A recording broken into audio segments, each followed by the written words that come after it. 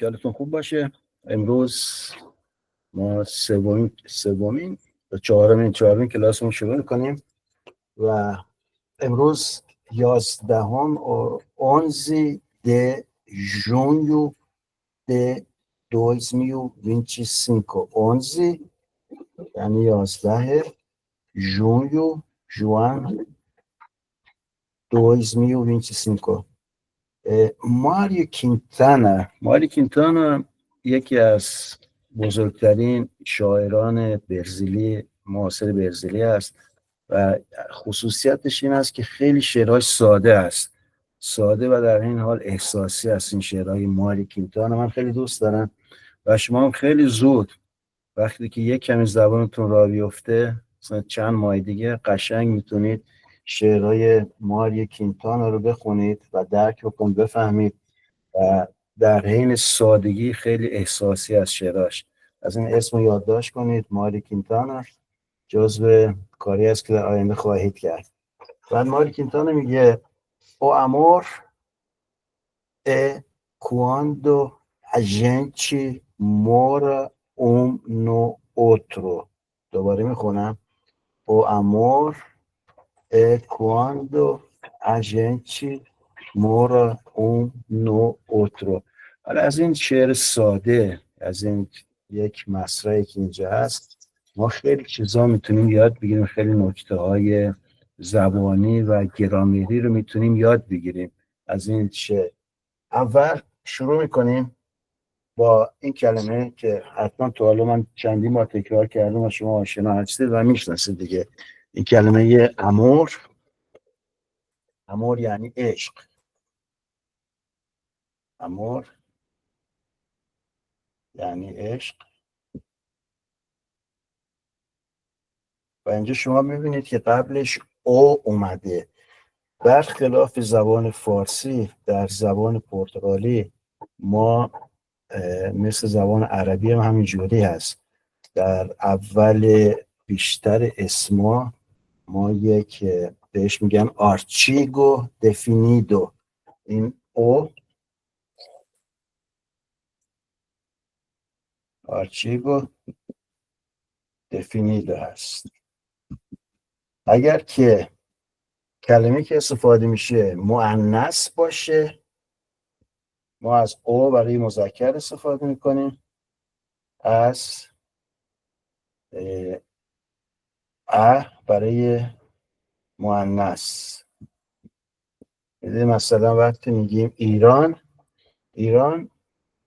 مذکر هست در زبان پرتغالی، میگن او ایران.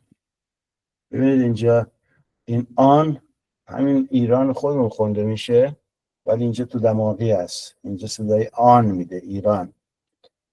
یا مثلا یک کشوری که مؤنث باشه،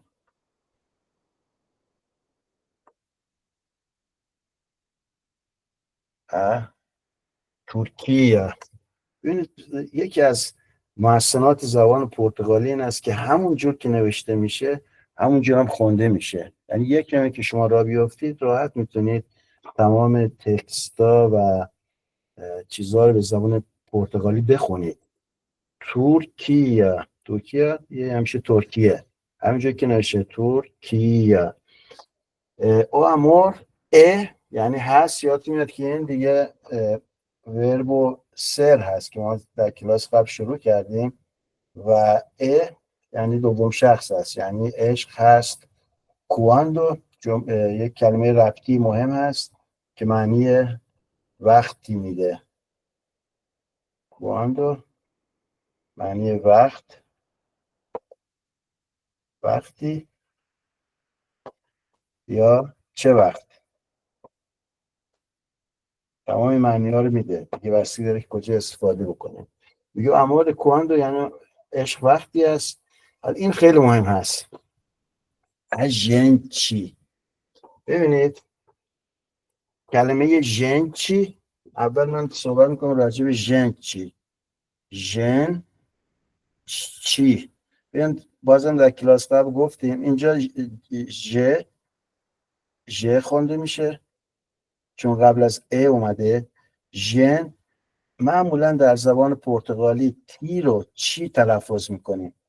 حالا اگر شما تی هم تلفظ بکنید هیچ مسئله ای نیست، میتونید بگید ژنتی و ژنته، میفهمن، بیشتر مردم میفهمن. ولی خب میتونم بگم که 90% برزیلیا ژنچی تلفظ میکنن. حالا توی پرتغال اونا ژنته تلفظ میکنن، همون تی تلفظ میکنن در پرتغال.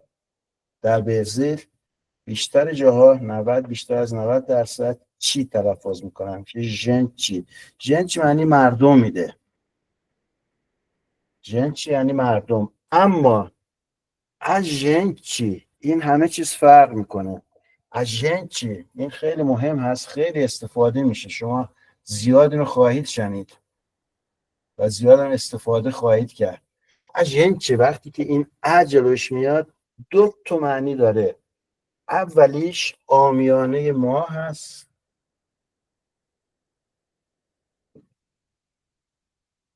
عامیانه ما. میدونید که ما در زبان پرتغالی ما ناس هست، این هم در کلاس قبل ما خوندیم. ولی عامیانه توی صحبت‌های روزمره خیلی صمیمانه معمولا اژنچی استفاده میکنن. وقتی که اژنچی استفاده میکنید اون موقع فعلش در حالت مفرد صرف میشه.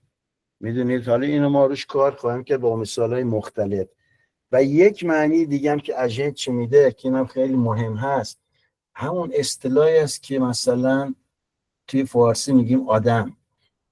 نه اون آدمی که پیامبر بوده، نه اون، نه آدم. مثلا میگه آدم خسته میشه، اجنچی فیکا کانسادو، و آدم دلش مثلا تنگ میشه. این آدم در این حالت، میدونید، نه در حالت انسان و نه در حالت آدم پیامبر. این آدم در این حالت سومش ما در فارسی استفاده میکنیم. آدم دلش مثلا غذا میخواد یا دلش تنگ میشه برای ایران. آدم اینجا اژنچی دقیقا این معنی رو میده. پس اینجا معنیش این است که اژنچی یعنی آدم. و امور اکواندو، عشق وقتی است که اژنچی آدم مورا یعنی از مرار میاد، زندگی کردن. مرار هم فعل مهمی است که باید بلد باشید. زندگی کردن که وقتی آدم زندگی میکنه یکی در یکی دیگه. اوترو یعنی دیگر. اینجا اون یعنی یک یا یکی. نو معنی در میده. اوترو دیگر یا دیگری.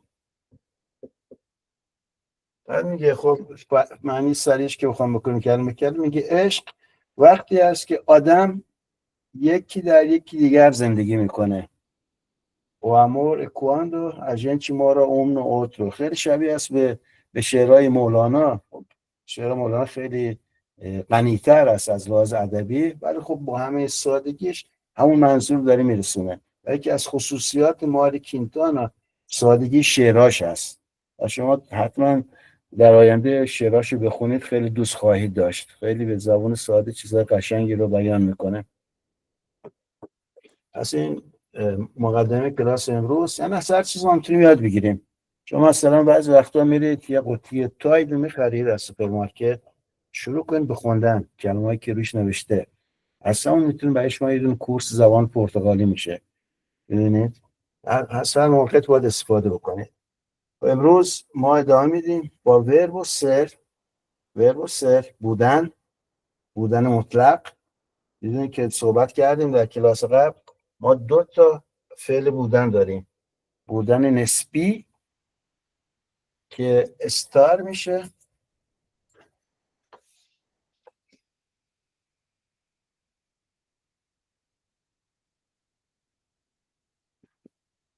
بودن مطلق سر، و بودن نسبی که استار است.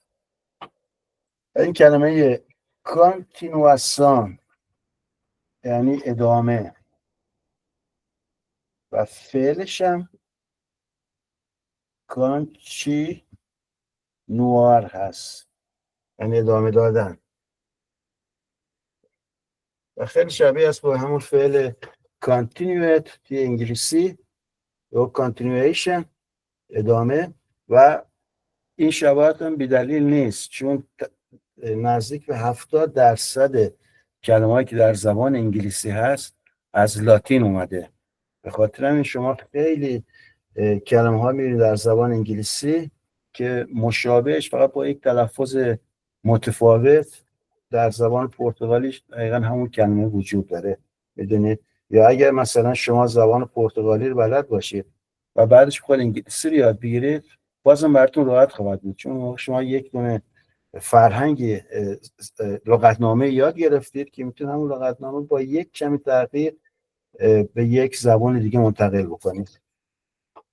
خب این امروز ورب سر کانچینواسان. سو در کلاس قبل ما دیدیم صرف ضمیر و فعل سر در زمان حال. او سو você یعنی تو، اه الی الا یعنی او، پسر یا مرد و زن. حالا امروز من راجع به اجنچی صحبت کردم، اینم باش اضافه میکنم. اجنچی که اون ماه آمیانه است، برش از فعل جمع استفاده نمیشه، از فعل مفرد استفاده میشه. اجنچی بعدش ناس ساموس ما هستیم، vocês شماها، سام eles elas são. Eu sou, você é, ele é, ela é, a gente همیشه گفتم مای آمیانه هست یا معنی آدم میده.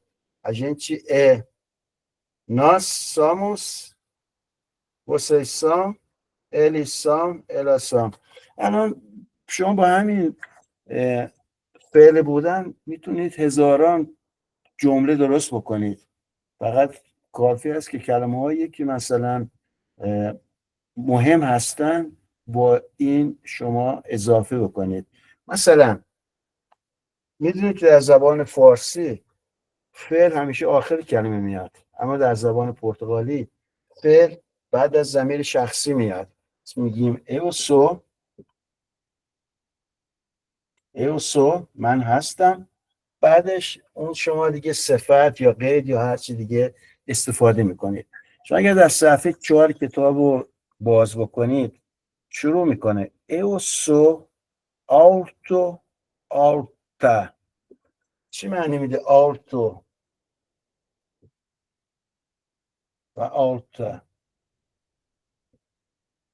یعنی بلند قد. eu sou alto اگر مرد باشه میگیم eu sou alto، اگر زن باشه eu sou alta.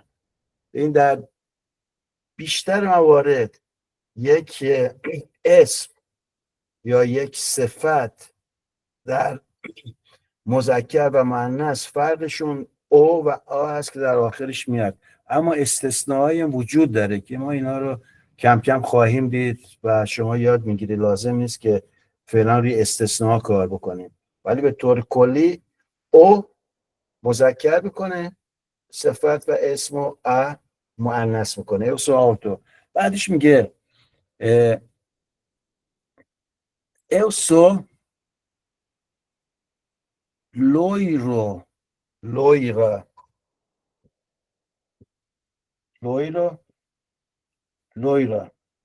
این لویرو معنی بور میده، پس میتونید بگید الا لویرا الی loiro اوسو لوی رو ببین همینجوری میتونید به همین چند کلمه 10 جمله مختلف درست بکنید. ناس ساموس لوی رو. اینجا مهم هست در زبان فارسی وقتی که ما جمع میبندیم فقط فعل رو جمع میبندیم، ولی در زبان پرتغالی ضمیر، فعل، صفت همه جمع بسته میشن. پس این صفت اگر من میخوام در مورد ناس استفاده بکنم میگیم ناس ساموس لویروس، این هم جمع بسته میشه. ناس ساموس لویروس. چیز مهم، نکته مهم در زبان پرتغالی، خب اگر که شما دارید با مذکر کار میکنید خب میشه اس اینجا اضافه میشه. اگر مؤنث کار میکنید میتونید بگید الاس سام الاس سام لویراس، اس اضافه میکنید. حالا اگر مؤنث و مذکر با هم قاطی باشن، مثلا 3 تا زن هست و 2 تا مرد، اون موقع در زبان پرتغالی ما استفاده میکنیم از صفت مذکر و اونو جمع میبندیم. مثلا ما 3 تا زن داریم و 2 تا مرد، میشن الیز، میشن آنها میشن. میدونید دیگه نمیگید الاس، با وجود که تعداد زنها بیشتر، حتی مثلا شما 100 تا زن دارید و 1 مرد، میدونید بعد میشه الیز.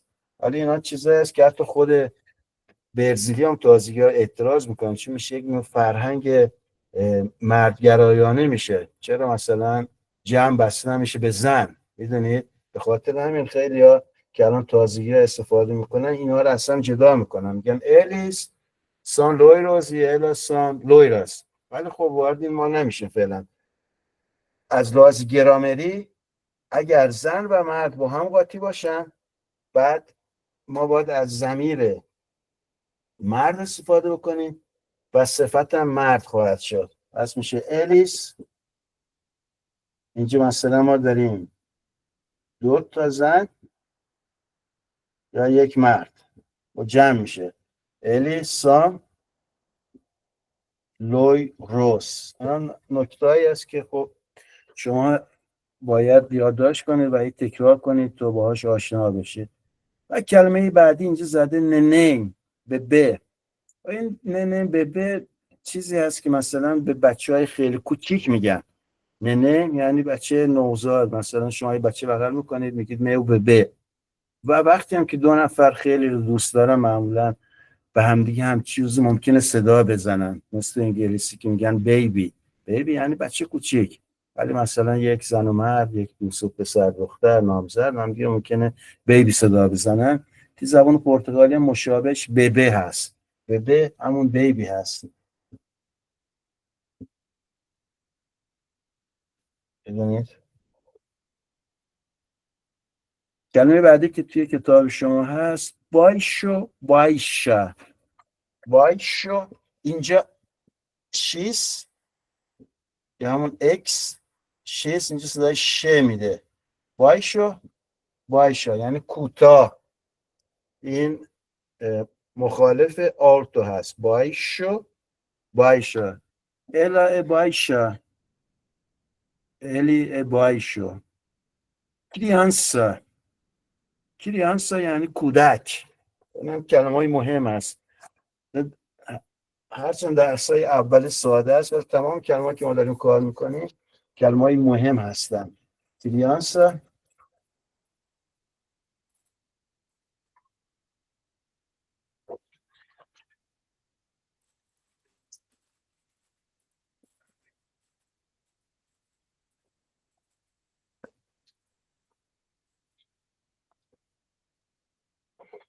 کریانسا کریان سا یعنی کودک. کریان.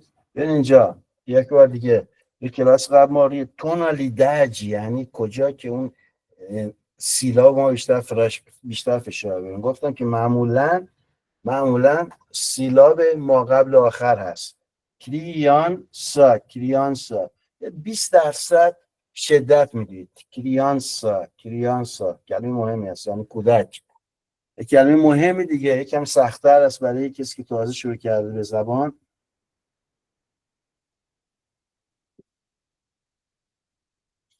ادولسنچی، ادولسنچی، این همونجور که نوشته میشه خونده میشه، هرچند که این کلمه چند سیلابی سختی هست، ولی ببینید همونجور بخونیدش.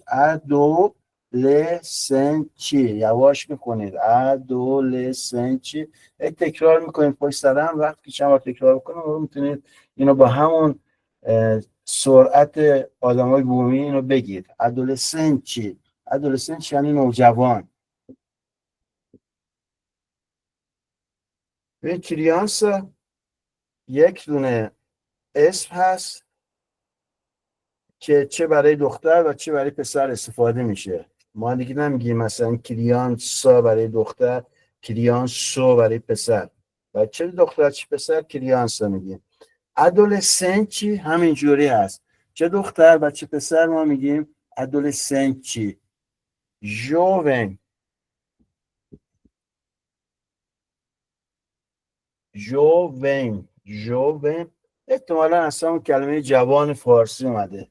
ببینید جوون یعنی جوان، این هم مذکر و مؤنثش یکی هست. جوون یعنی جوان. ادولتو، ادولتو یا ادولتا یعنی بزرگسال. ادولتو یعنی بزرگسال. کریانسا، ادولسنچی، جوون، ادولتو و ادولتا، چه این مذکر و مؤنث داره. بعد اینجا چند تا یکی دیگه هم هست. ولیو، ولیو و ولیا یعنی پیر. ولیو و ولیا. یه چیزی من بگم، چون در طول کلاس من سعی می‌کنم یک سری چیزای فرهنگی هم به شما یاد بدم. من مثلا یادم میاد وقتی تولد من شده بود، 40 سالم شده بود، 45 سالم، مادرم بهم زنگ زد، بعدم گفت فرزند تولد مبارک باشه. من به روز اصلا اهمیت نمیدم، ولی میخوام داستان بگم. تولد مبارک باشه، تو هم دیگه پیر شدی.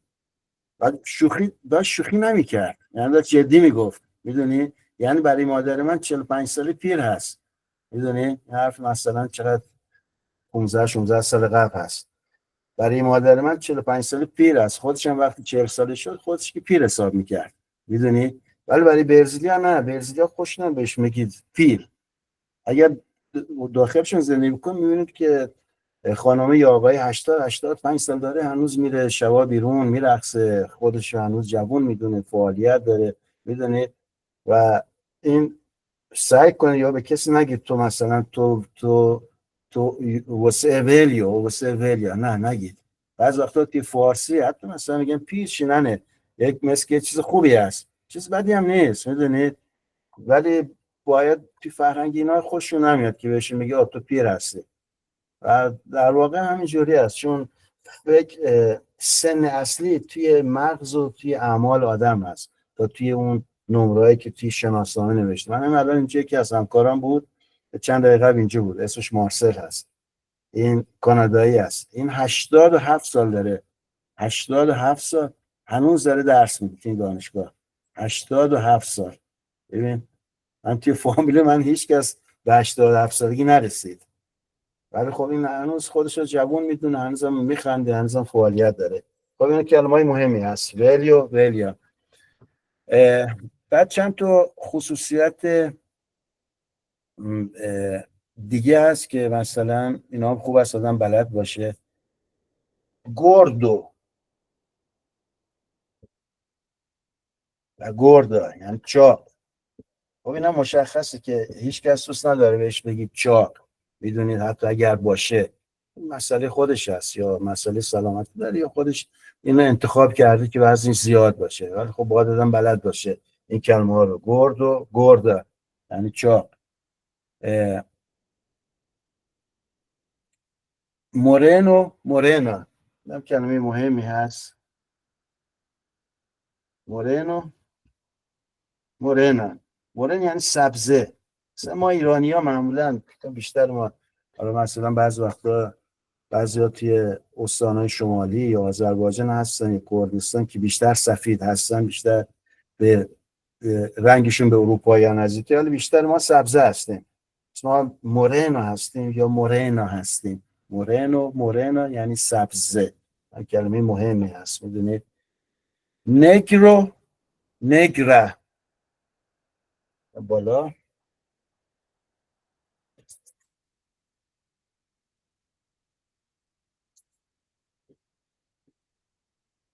نگرو، نگره یعنی سیاه، سیاه پوست. اینو باید خیلی احتیاط بکنید از این کلمه.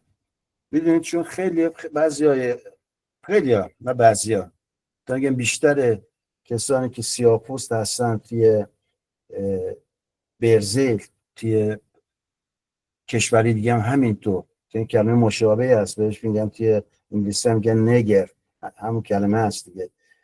اگر این استفاده بکنید ممکنه مثلا بهتون بگم دارید تبعیض نژادی میکنید. بیشتر وقتا مثلا اونایی که سیاه هستن به اونا میگن مورین و مورینا. این سعی کنید کلمه استفاده نکنید، یعنی با وجود که کلمه درسته هست ولی باید یاد بگیرید. وقت خب به زمان یاد خواهید گرفت که در کجا باید استفاده بکنید. ولی مثلا یاد نگید که این آقای اون خانم نگرو هست جلو خودش. بعض وقتا ممکن بهش اهانت آمیز باشه. من خودم مسئله داشتم وقتی رسیده بودم کانادا، بعد از 2 ماه 3 ماه یه جا داشتم کار میکردم، یکی از همکارام بود، گفتم تو نگرو هستی. انقدر ناراحت شد که میخواست یخه من اون موقع بگیره. میدونی که من مجبور شدم معذرت بخوام، نمیدونستم از این چیزا. پس اینو خیلی احتیاط بکنید، این کلمه رو سعی کنید استفاده نکنید تا وقتی که با فرهنگ یا با زبان پرتغالی آشنایی داشته باشید و بدونید کجا باید استفاده بکنید و کجا استفاده نکنید. معمولا سعی کنید برای آدمای سیاه‌پوست از کلمه مورین و مورینا استفاده بکنید. این خیلی مهم هست.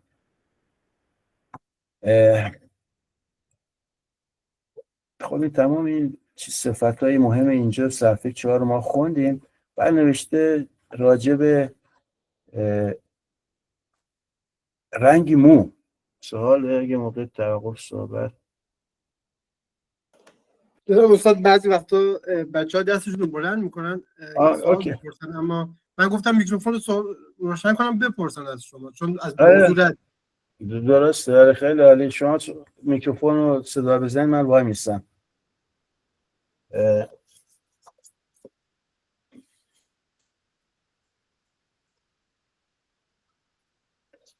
کابلو یعنی مو. کابلو ببینید روی این سیلاب یکم بیشتر فشار میاره. کابلو مو. ببین چقدر کلمه فارسیش راحت‌تر هست. و من همیشه میگم اگر در آینده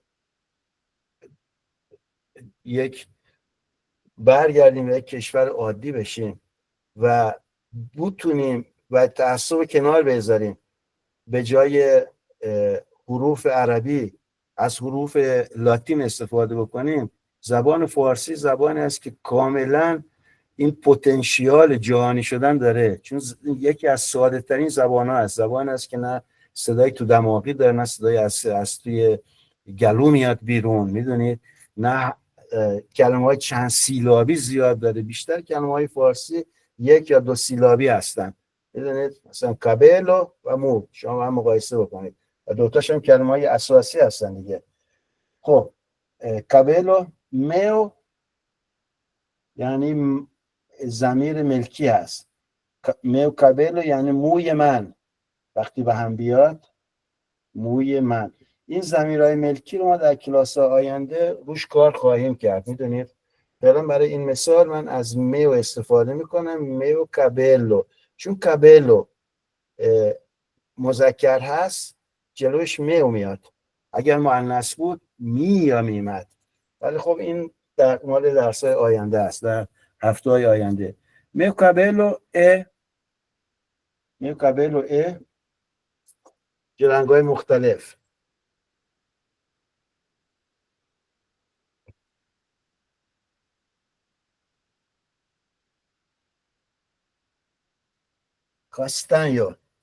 کاستانیو اچ یه میده وسط کلمه، یعنی موی من قهوه‌ای است. بیشتر ما ایرانی‌ها کابلو و موی ما بیشتر ما قهوه‌ای است دیگه. لویرو یعنی بور هست. meu cabello è loiro. meu cabello è preto یعنی سیاه.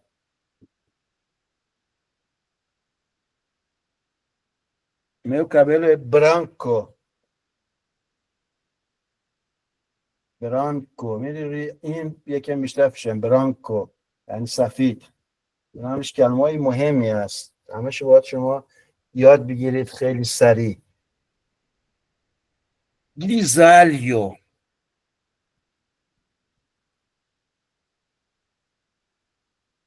گری این اس بین دو تا وگال میاد میشه زای ز میده. گریزالیو یعنی خاکستری، سفید و سیاه و هم قاطی. meu cabello è grisario. meu cabello è ruivo. ببینید آر یا اری اول کلمه صدای ه میده. meu cabello è ruivo یعنی قرمز.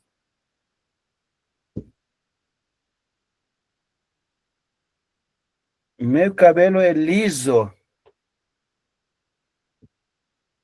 یعنی صاف. meu cabello è liso یعنی موی من صاف هست.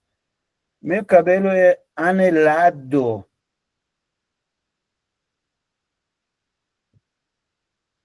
ولی مثلا این زیاد مهم نیست. انئو یعنی انگشتر، حلقه.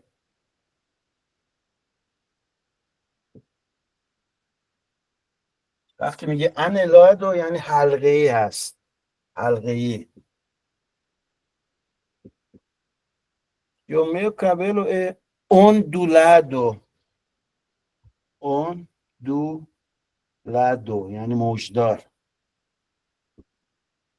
اوندولادو اینجا میبینید ما قبل و آخر یکم کشش میدید 20%. اوندولادو اگه اصلا اول شما شروع کنید به این، شما خواهید که برزیلیا خیلی راحت حرفای شما رو میفهمن، چون دارید مثل خودشون صحبت میکنید. بدونید و همچنین که من گفتم، من کسایی میشناسم دوستای ایرانی که 10 سال 20 سال 30 سال 40 سال حتی بیشتر هستن و هنوز این قانون خیلی ساده رو اینا بلد نیستن و رعایت نمیکنن. میدونی یکی از سیلاها همیشه یک کمی قوی تر هست و بیشترش همونجی گفتم ما قبل و آخر. اوندولادو این اول شما باید فکر بکنید، مثل وقتی که ماشین یاد گرفتی باید نگاه دنده بکنید، ولی بعد از یک مدتی این دیگه عادی میشه. خودتون میدونید که اتوماتیک وار دارید یک سیلاب و یک کمی شدیدتر تلفظ میکنید.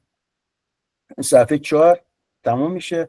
تمام این کلمه ها شما باید یاد بگیرید، همش کلمه های مهم اساسی است. راجع به چشم هم هست، رنگ چشم. ببین چشم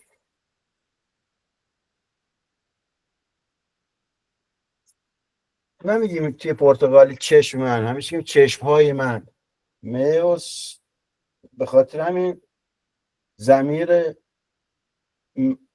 ملکی هم جمع بسته میشه. میوس اولیوس یعنی چشم های من. میوس اولیوس بعد فعلش هم اونجا باید جمع بشه، نمیشه فعل مفرد استفاده کنه، همه چی به هم جمع میشه. سام ازویس. نگاه کنید اینجا، صفت، اسم، فعل ضمیر، اسم، فعل و صفت همه جمع میشن، همه در زبان پرتغالی همشون با هم جمع میشن. meus olhos são azuis، یعنی چشمای من آبی هستن. آزور یعنی آبی، بعد جمعش میشه آزویس. بعد این قانونای جمع‌بندی هم ما در کلاس آینده کار خواهیم کرد. meus olhos são azuis، os meus olhos são verdes. verdes یعنی سبز هستن. meus olhos são castanhos، بیشتر ما ایرانی‌ها چشمان قهوه‌ای است یا سیاه هست. meus olhos são castanhos یعنی قهوه‌ای. چون بعضی وقتا مثلا شما دارید یک دونه فرم رو پر میکنید، این فرم از کاراکتریستی‌های شخصی و بدنی شما لازم است که پر بکنید. میدونید مثلا پاسپورت است یا یک کارت مثلا و نوشته رنگ چشم، بعد شما میدونید باید میدونید کاستانیو یا پرتوس سیاه. معمولا خب 4 تا رنگ چشم که ما داریم، بیشتری رنگ چشما آزور هستن، ورجی هستن، کاستانیو یا پرتو.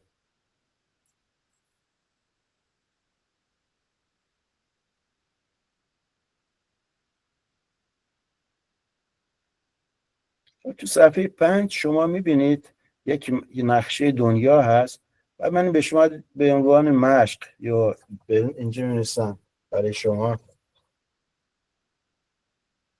یادداشت بکنید. dever de casa یعنی مشق. dever de casa یعنی مشق، تکلیف. شما این نقشه 10 تا کشور انتخاب بکنید لااقل و اسم این 10 تا کشور رو شما به زبان پرتغالی پیدا بکنید، میدونید، و یاد بگیرید. 10 تا کشور، بعد هفته دیگه 10 تا کشور دیگه، هفته بعد 10 تا کشور، که مثلا در عرض 2 ماه 3 ماه شما اسم تمام کشورها لااقل کشورهای مهم دنیا رو شما بتونید به زبان پرتغالی تلفظ بکنید. خیلی هاشون شبیه هستن با یک کمی متفاوت زبان فارسی، ولی خیلی هاشون کاملا متفاوت هستن، میدونید. آدم شما باید یاد مثلا لهستان ما بهش میگیم پولونیا، لهستان کاملا به اون چیزی که ما میشناسیم فرق داره، میدونید، ولی خیلی هاشون شبیه هستن. مثلا فرانسه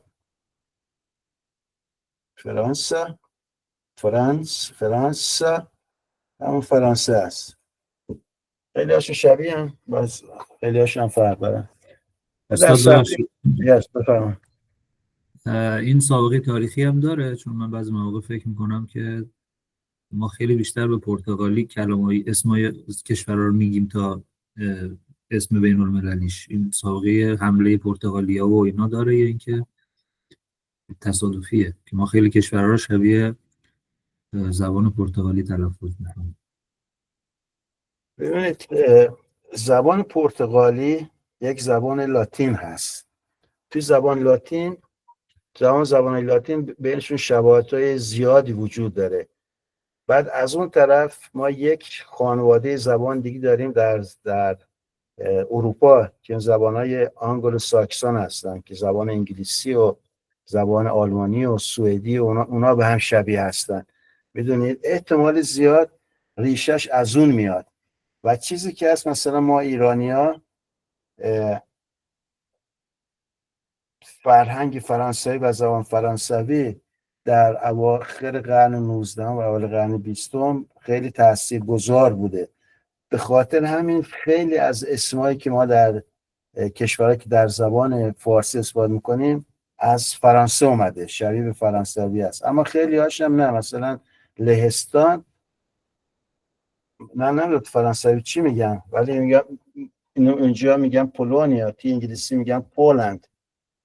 این شبیه است بیشتر به انگلیسی، ولی واقعا من جوابشو نمیتونم به شما به طور دقیق بگم، اما اینو میدونم که در زبان پرتغالی چون لاتین هست خیلی از اسما شبیه تر است به فرانسوی تا به انگلیسی. میدونید اینا چیزی است که واردش تحقیق کرد. الان میریم صفحه 6. از صفحه 6 ما میتونیم شروع کنیم به جمله سازی. completi como verbo ser. من تیتر رو براتون می‌نویسم.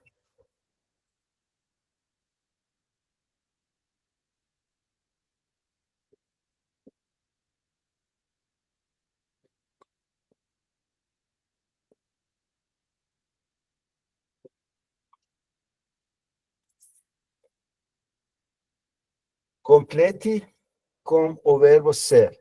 کمپلتی از کمپلتار میاد. کمپلتار یعنی تکمیل کردن. تکمیل کردن.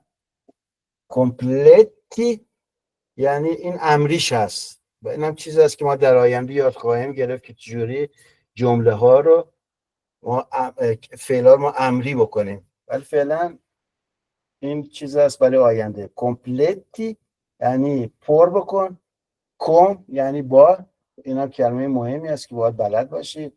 او وربو، ببینید اینجا وربو که یعنی فعل میشه جلوش این او میاد چون وربو یک کلمه مذکر است. como verbo ser.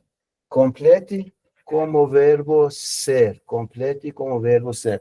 ببینید verbo ser ما اینجا نوشتیم so برای او você é ele ela é a gente é nós somos vocês são eles elas são. شما باید نگاه کنید، من یکی دو تاش انجام میدم بعد باقیه‌اش میذارم به مثل تکلیف یا دیورجی کازا. شما خودتون اینو انجام بدید و هر کلمه‌ای که براتون ناآشنا هست خب دیگه پیدا کنید توی دیکشنری و سعی کنید کلمه رو یاد بگیرید، حفظش بکنید. اولش میگه یک دونه صحبت است بین دو نفر، بین هیتا و مارتا. هیتا و مارتا دو تا خانم هستن، این دو تاشون اسمای خانم هستن. هیتا دو تاشون اسمای خیلی رایج هستن در برزیل. ببینید ریتا ولی معمولا هیتا اینو ه خونده میشه. هیتا مارتا هیتا مارتا. ندارم با هم صحبت میکنن. پریمیر جیا نفاکوداجی، این تیترش این هست. پریمیر جیا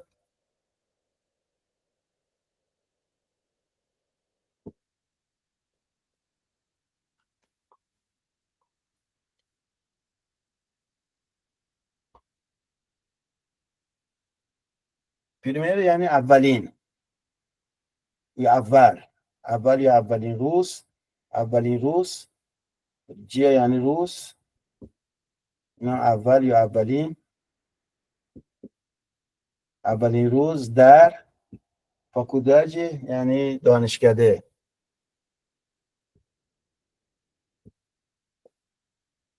این فاکوداجی یعنی دانشکده. اونیورسیداجی یعنی دانشگاه. فاکوداجی اونیورسیداجی، این همیشه ما قبل و آخری یکم بیشتر میکشه. خب اینا دو نفر همدیگه رو میبینن در اولین روز در دانشکده و با هم سر صحبت رو باز میکنن. یعنی هیتا اوی همون سلام غیر رسمی هست. اوی دو تا جوان هستن خوب است با هم غیر رسمی صحبت میکنن. اوی او سو اهیتا، چون داره خودش معرفی میکنه. او سو اهیتا. اوی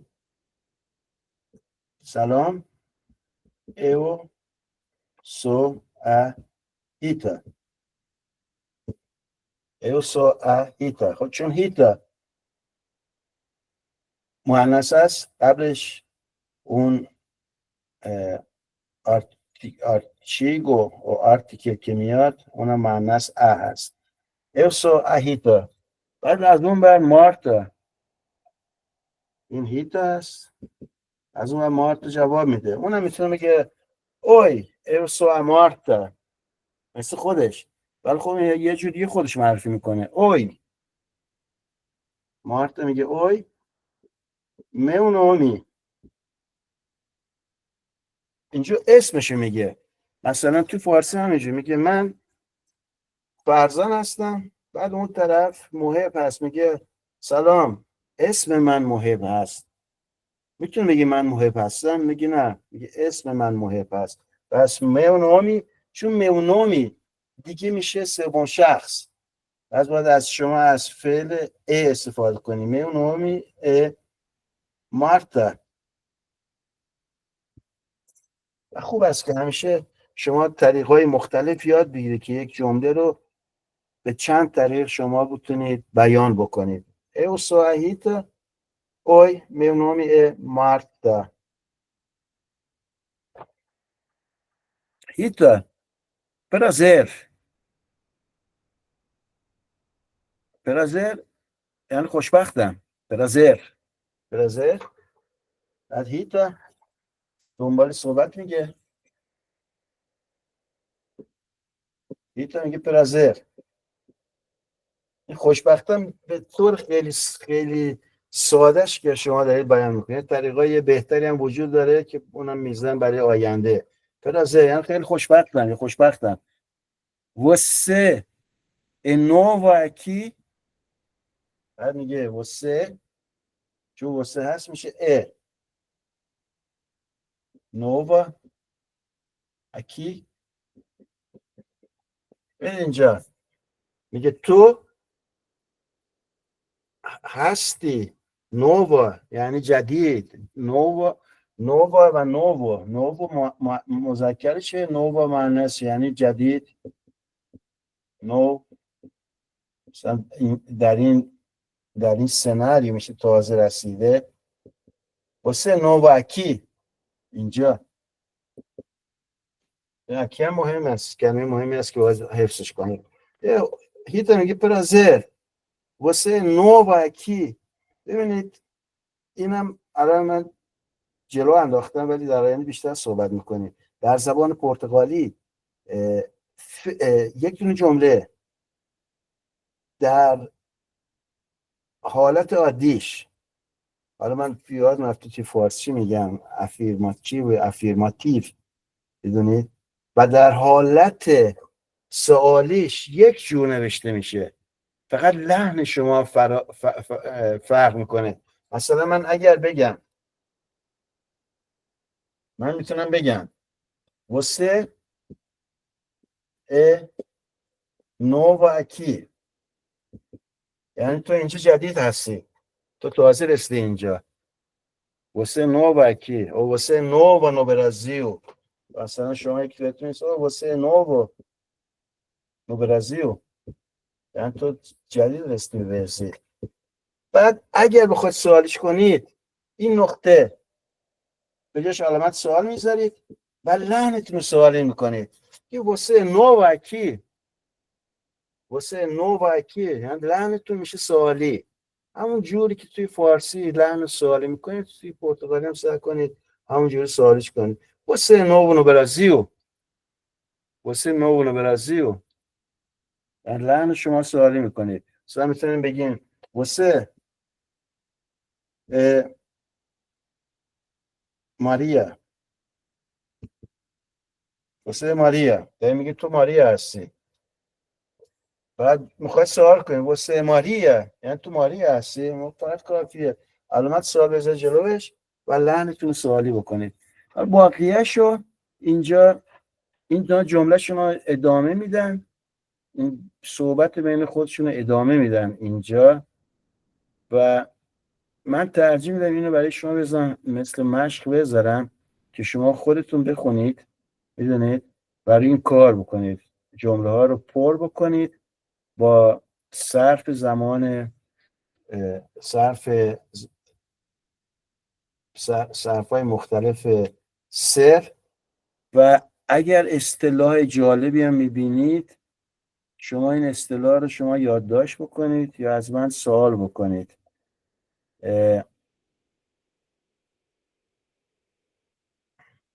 حتی اینجا میگم چیزای جالبی هست که توش هست آدم میتونه کار بکنه، ولی من این میذارم برای خود شما که روی این کار بکنید. بعد توی همون صفحه نوشته نوحاول دو اوتیو. با این صفحه میبینید از وسط صفحه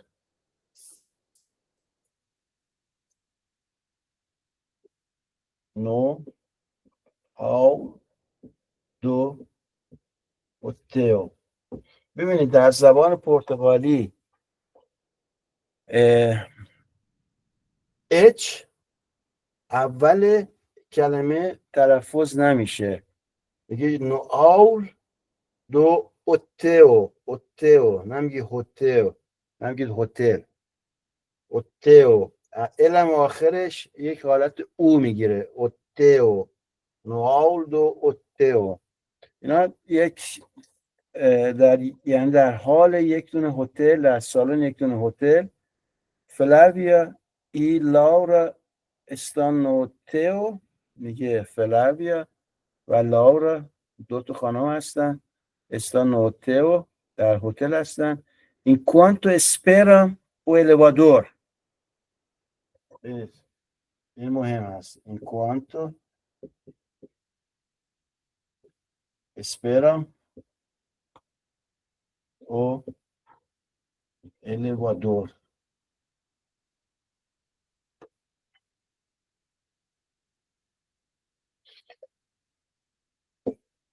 این کوانتو یعنی در حالی که، در حالی که یک دونه کلمه ربطی مهم هست. این کوانتو اسپرام. اسپرم از اسپرار کردن یعنی صبر کردن. اسپرار یعنی صبر کردن. این کوانتو اسپرم این صرف فعل اسپرار هست در دوم شخص جمع. این هم در کلاس آینده یاد خواهیم گرفت. او الیوادور. الیوادور یعنی آسانسور.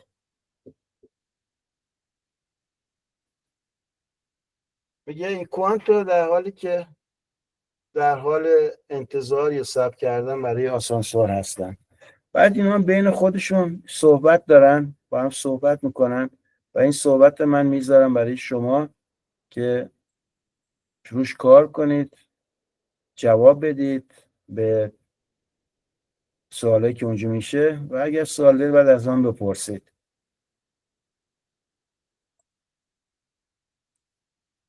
چیزی که اینجا مهم است که من برای شما الان کار میکنم، para expressar distância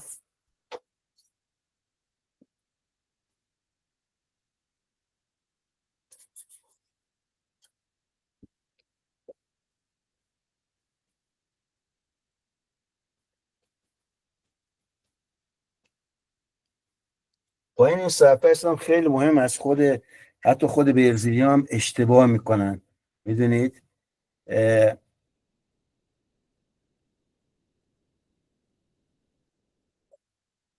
اکی para expressar یعنی برای بیان کردن. para یعنی برای بیان کردن. دیستانسیا یعنی مسافت. اینجا میشه اکی. اکی من به فارسی براتون می‌نویسم. اکی. این اکی.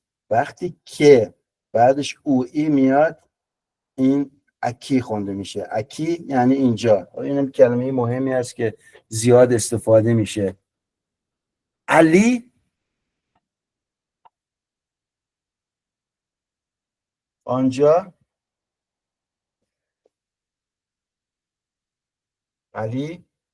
علی آنجا.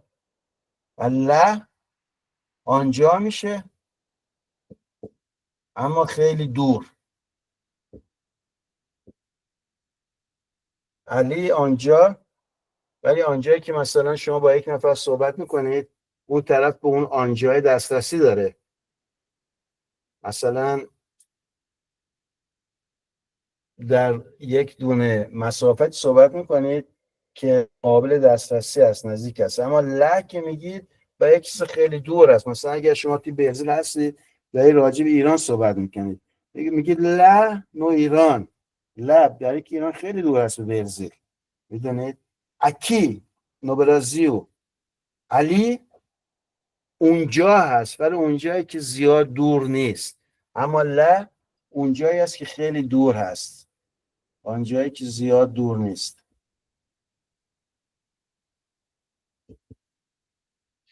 این نکته هم داشته باشید، بازم در آینده روی ما بیشتر کار خواهیم کرد. من سعی میکنم الان اینو تمام بکنم که امروز ما وربای سه رو تمام بکنیم و در کلاس بعدی ما بتونیم با استار کار بکنیم. استار اونم فعل بودن هست و بودن نسبی. سلام میرم قسمت آخر کلاس امروز، میگه استادو سیویو. استادو سیویو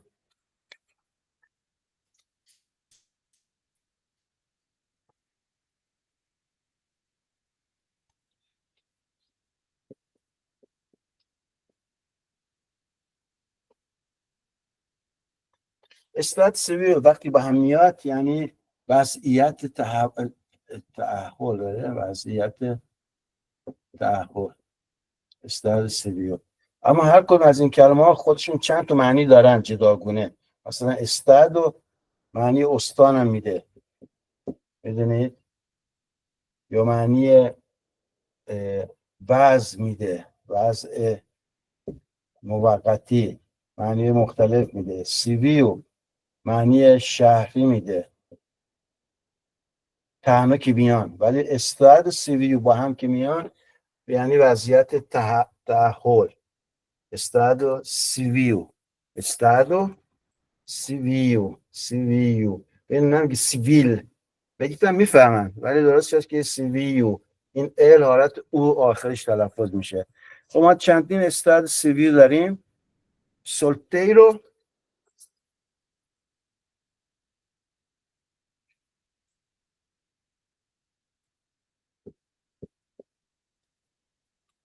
یا سولتیرا یعنی مجرد. سولتیرو، سولتیرو، سولتیرا مجرد. Eu sou solteiro, eu sou solteira. Ou ela é solteira, vocês são solteiros. Noivo, noiva یعنی نامزد. noivo و noiva یعنی نامزد. Ele é noivo یعنی اون نامزد است، یک نامزد داره. casado و casada یعنی متأهل. casado casado خونده میشه.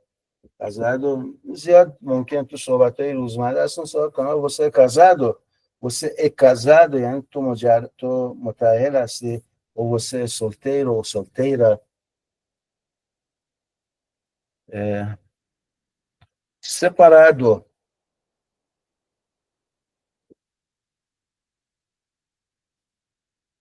یعنی جدا شده. دو نفر که با هم بودن اصلا جدا میشن. حالا که یک کمی که شدیدتر بشه، divorciado یعنی مطلقه، یعنی دیگه اصلا جدا شدن و اصلا طلاق گرفتن. solteiro, noivo, casado, separado ou separada, divorciado, divorciada, divorciado, divorciada, aqui chama-se viúvo, viúvo ou viúva, یعنی بیوه. این با وضعیت تحول هست. یک دو سه چهار دو چهار شش تا وضعیت تحول اصلی. چیزای فرعی هم وجود داره که باید موقع دیگه باش کار میکنیم. پس اینجا soltera, noiva, casada, separada, divorciada, viúvo, viúva. Eu sou solteiro. وقتی یک نفر مجردی میگه eu sou solteiro. Ela é casada. یعنی اون متأهل هست، اون خانم. Nós somos separados. دو نفر هستن که میگن ما با هم جدا شدیم، اصلا جدا شدیم. توی فارسی میگن اصلا جدا شدیم یا اصلا طلاق گرفتیم. تقریبا به هم نزدیک است، میدونید؟ separado, divorciado. Eles são viúvos. یعنی اونها بیوه هستن. او میتونیم بگید eles são noivos. eles são noivos. او eles são namorados. یه دونه دیگه هم هست که میشه گفت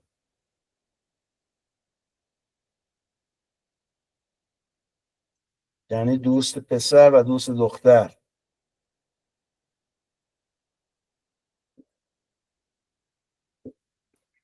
eles são namorados. یعنی اونا به هم دوست پسر دختر هستن. eles são namorados. بعد توی همین صفحه شما میبینید o que você faz. این هم یک چیز مهمی هست. o que você faz. یعنی تو چی کار میکنی؟ شغل چیه؟ چی کار میکنی؟